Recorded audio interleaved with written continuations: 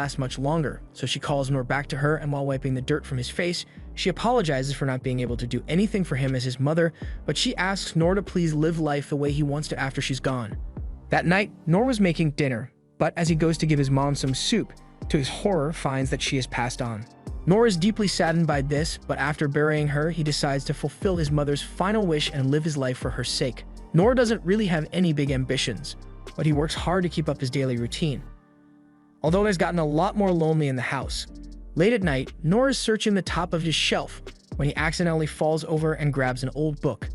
This is the same one his father used to read to him back when he was alive about an adventurer and his many outstanding adventures across the lands.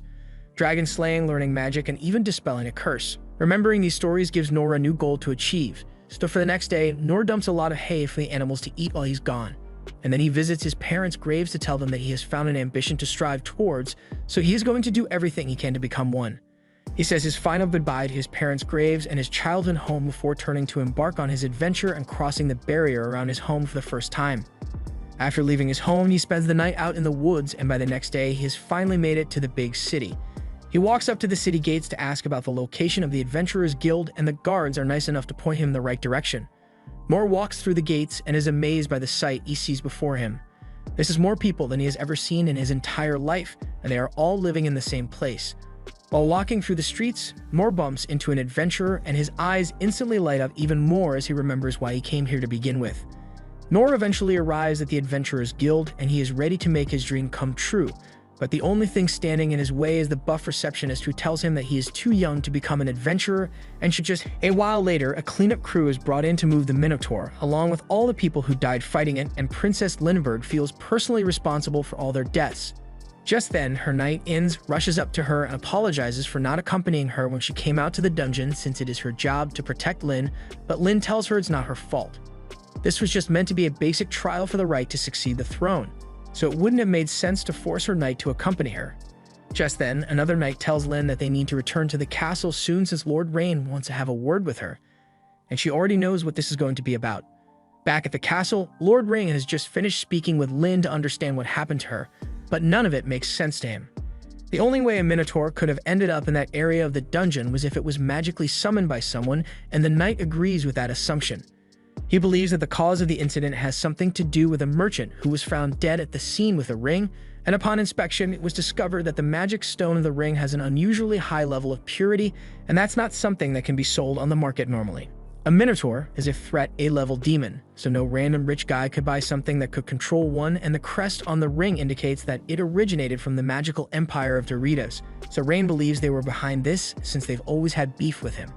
But even then, the fact that they blatantly attempted to assassinate Lyn and didn't even bother to get rid of the evidence, it must mean they are trying to bait Rain into starting a war, also they can gain control of the dungeon. That aside, Rain also has to think about the guy who saved Lyn, since according to the reports, he was able to defeat the Minotaur in seconds with nothing but a broken sword, and on top of that, the castle spies try to follow him as he was leaving, but he literally vanished before their eyes. Rain can't believe what he's hearing, so he is really interested in figuring out who this mysterious warrior is. Meanwhile, Noor has just returned to the guild, and the guild master is surprised that he is still alive.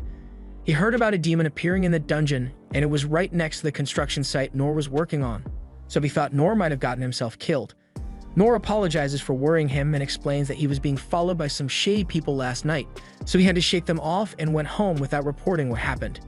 The guildmaster says Noor is lucky to be alive since a Minotaur is a demon that is so strong that even an A-rank adventurer would instantly die if they had to face it. Noor still doesn't realize that the guildmaster is talking about the same cow he killed, so if Noor doesn't want to be her instructor, then she's just going to have to stalk him as much necessary until he agrees to train her.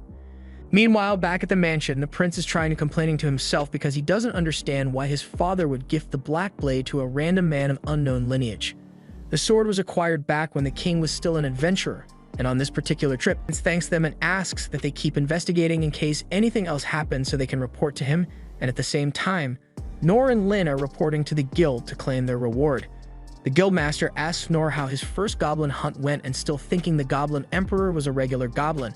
Noor says it was a lot harder than he expected it to be, and all the other so-called cursed children were born. They had been ostracized from the world for their ability to control monsters. They were all locked away in a cell and given disgusting food for their meals. The monster control ability has always been a